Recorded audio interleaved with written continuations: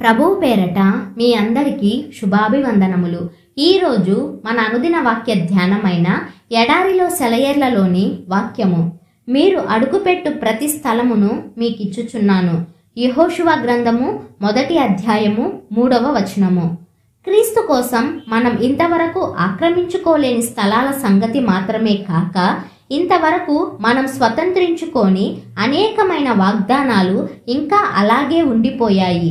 దేవుడు యెహోషువతో ఏం చెప్పాడు? మీ అడుగుపడే ప్రతి స్థలాన్ని నేను మీకిచ్చాను.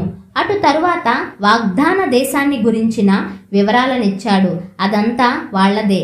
కానీ ఒక్క షరతు, వాళ్ళు ఆ దేశమంతటా అటు నుంచి ఇటు చివరి దాకా తిరగాలి, తమ పాదాలతో దాన్ని కొలవాలి.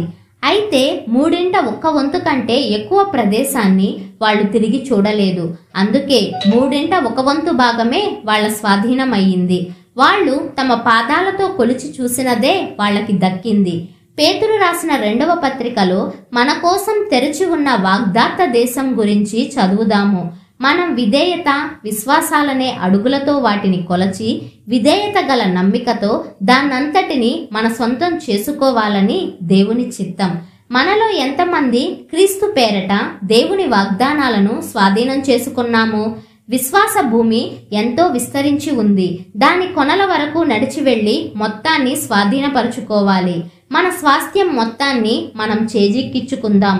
ఉత్తరానికి దక్షిణానికి మన కన్నులెత్తుదాం. తూర్పు పడమరలను పరికించి చూద్దాం. నీకు కనిపించే నేలంతటిని నీకిస్తాను అంటున్నాడు దేవుడు. యూదా ఎక్కడెక్కడైతే తన కాలు మోపాడో అదంతా అతనిదే. బెన్యామీను ఎంత దూరం తిరిగితే అంత దూరము అతని సొంతమే. ప్రతి వాడు వెళ్లి తన అడుగు పెట్టడం ద్వారా తన స్వాస్థ్యాన్ని పొందాలి. వీళ్ళెవరైనా ఒక చోటులో పాదం ఊనారంటే వాళ్ళ మనసులో ఒక నిశ్చయత ఏర్పడిపోతుంది. ఈ భూమి నాదే.